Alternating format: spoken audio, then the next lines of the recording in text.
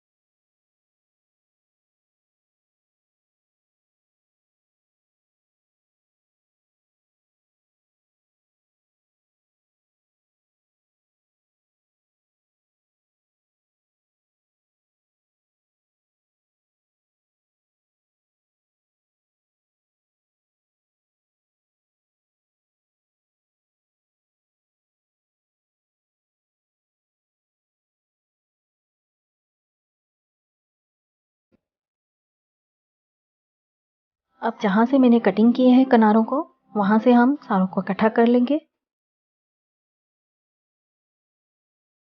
आप देख सकते हैं मैंने किस तरह इकट्ठा किया है। और इसके ऊपर भी मैं घी लगा दूंगी।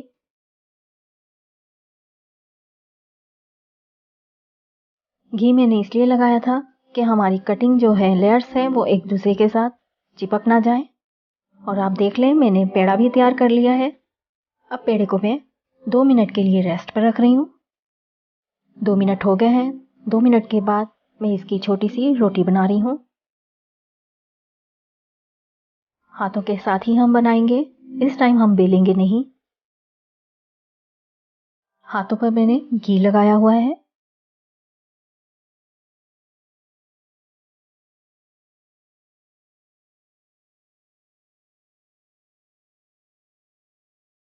इस टाइम हम पराठे को मोटा ही रखेंगे, पतला नहीं करेंगे ज़्यादा, और ज़्यादा दबा दबा कर भी नहीं करना है।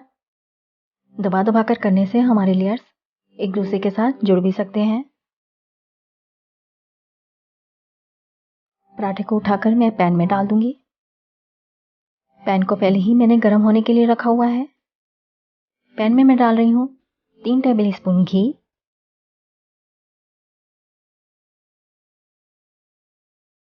मैंने पराठा डाल दिया है और कुछ सेकंड बाद ही पराठा अच्छी तरह से पकने लग गया है।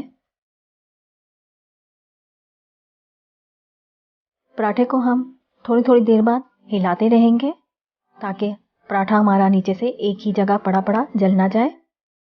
और ये देखें, हमने साइड चेंज कर दी है पराठे की। पराठा जैसे ही लाइट गोल्डन से कलर का होगा मैं इसे निकाल लूंगी।